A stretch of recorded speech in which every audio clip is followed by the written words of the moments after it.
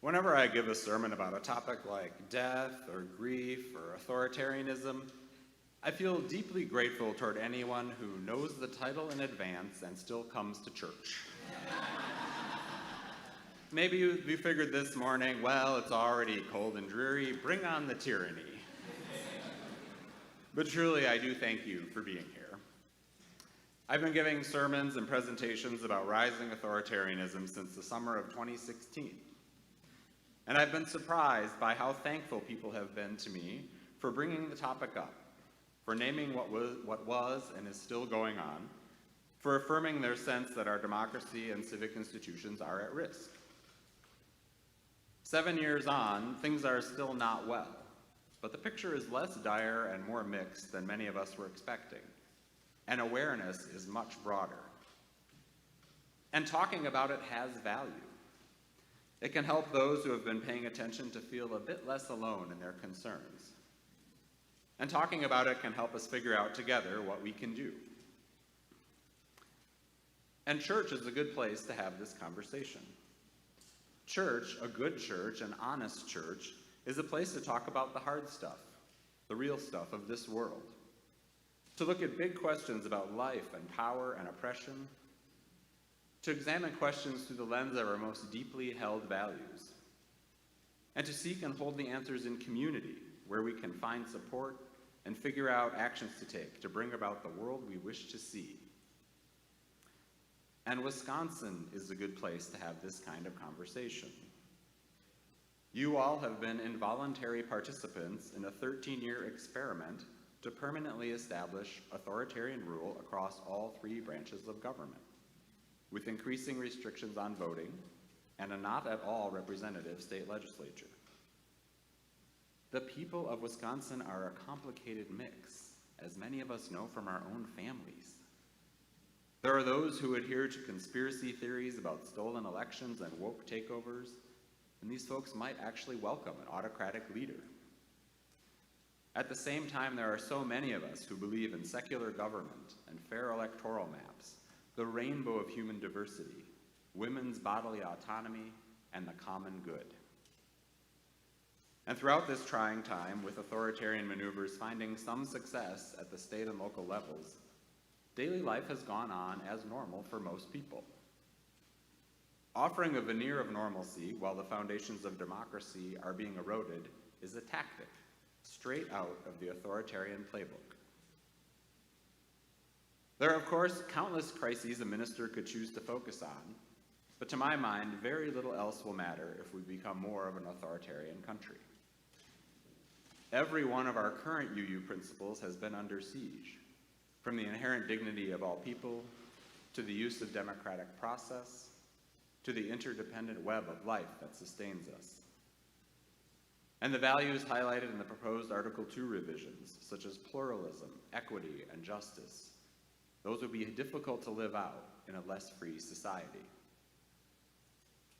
Before I go on, let's go over a few definitions. I know some of these phrases are increasingly familiar in everyday language, but just a quick review so we're all on the same page. The first word I'd like to define is authoritarianism itself. Put simply, authoritarianism is a system in which the authority, the power in a nation, lies with an individual leader rather than with any constitution or laws. There are no checks and balances in authoritarianism. The courts and the legislative branch are neutralized to be in lockstep with the leader, or they are eliminated altogether. The executive role does not adhere to boundaries, and its power is constantly expanded until the leader becomes a dictator or an autocrat. Nationalism is another word we're hearing a lot lately, and I find this definition from Ronald Tiersky of Amherst College to be helpful. Nationalism is patriotism transformed into a sentiment of superiority and aggression toward other countries. Nationalism is the poisonous idea that one's country is superior to someone else's. Nationalism is intrinsically a cause of war and imperialism. Then there's white Christian nationalism, which adds another layer. White Christian nationalism is the idea that our country was created by and exists for the benefit of a certain class of white Christians, who not only believe themselves superior, but also believe that God finds them superior. They are the supreme group in a supreme country, with all the disregard and danger that comes with such attitudes. Another term that's in the news is fascism, and fascism is authoritarian nationalism. Under fascism, you have an autocrat who believes in the cultural and political supremacy of the country he leads. And he believes in the use of his concentrated power and in unlimited violence to uphold the country's supremacy, and to uphold its purity against perceived internal and external threats. In 1930s Germany, the made-up threat was the Jewish community. Right now, in our own country, trans folk are the made-up threat of choice. It is no accident that the percentage of Jews in Germany in 1933 and the percentage of trans-identified adults in the US today is nearly identical, the same tiny percentage. The strategy of demonizing a tiny, often misunderstood minority and using religious reasons to do so is another tactic right out of the authoritarian playbook. Tyrants always punch down for political gain. One more term to add to the pile of long words and phrases: authoritarian capitalism. I mention this because for a long time there seemed to be an American belief that the arrival of capitalism in a country would lead to more democratic societies. As it turns out, many large Western corporations love authoritarian countries like China, with its huge, extremely unfree and low-cost workforce. From slavery to sweatshops, captive labor is a tradition that capitalism just cannot quit. Now, history has generally not been kind to congregations and ministers and everyday people who have faced authoritarianism and fascism. First, there's complacency, then looking away, then desensitization, then voluntary or forced collaboration. All these things have tended to happen in reliable succession. But the present-day United States has some advantages that have made authoritarianism less of a slam dunk here. A diverse population, no one dominant church, still independent journalism, and strong civil institutions. But with autocratic and theocratic-leaning leaders taking aim at these strengths every day, it's still important for each of us to remain vigilant. The flow of events can make us forget that a lot of what we are seeing isn't actually new. In the words of Adrienne Marie Brown, the author and activist, things are not getting worse, they are getting uncovered. We must hold each other tight and continue to pull back the veil. The underlying American values that are allowing current events to go on as they are going are the same values that have existed for a long time. The storyline of domination, of the powerful taking who and what they want, is how our country was founded, built, and expanded. And that storyline continues to this day. So it is both painful and beneficial that things are getting uncovered. Americans with authoritarian tendencies have always been with us and are likely to always be with us, even at the Thanksgiving table, right? Globally and nationally, authoritarian citizens can be found across the political spectrum. While autocracy seems to lean right, as it has in recent years in places like Hungary and Brazil and India, there are also left-leaning people who would welcome and have welcomed a dictator who thinks like they do. Maybe some of you have heard this, but there's actually a simple test that can predict whether an individual is likely to favor authoritarianism. It was developed in the early 1990s by a professor named Stanley Feldman. It's 4 short either-or questions about parenting. Parenting, not politics, because researchers discovered that authoritarianism is actually more related to personality than to political preferences. I'll read these, and you can take this quiz if you like. We can find out at coffee hour who's an authoritarian. Please tell me which one of the two choices you think is more important for a child: to have independence or to have respect for elders, to have obedience or self-reliance, to be considerate or to be well-behaved, to have curiosity or good manners. These simple questions have turned out to be remarkably good at predicting authoritarian tendencies, and they have been in use in research ever since. The respondents who choose the more hierarchical, rule-oriented answers, obedience over self-reliance, good manners over curiosity, these people are more likely to be authoritarian. And because parenting perspectives are passed down in families for generations starting at birth, you can see why this kind of thinking might be challenging to dislodge. It might be immune to political arguments entirely. It's kind of a primal way of knowing. An estimated 30 to 40% of Americans have authoritarian tendencies. And as is obvious from current events, from the Tennessee state capitol to the Texas courts, the presence of those tendencies is going to be with us for a while. It's been a little daunting for me to realize in my ministry that I expect to be keeping an eye on authoritarianism for the rest of my life. But I know that that change for me is a sign of the privilege I'd enjoyed prior to the events of the past several years. I'll never forget the sentiment, the words of welcome, if you will, that a black social media commentator who now goes by the handle Absurdist Words offered to white people in 2016. I didn't find these words absurd at all.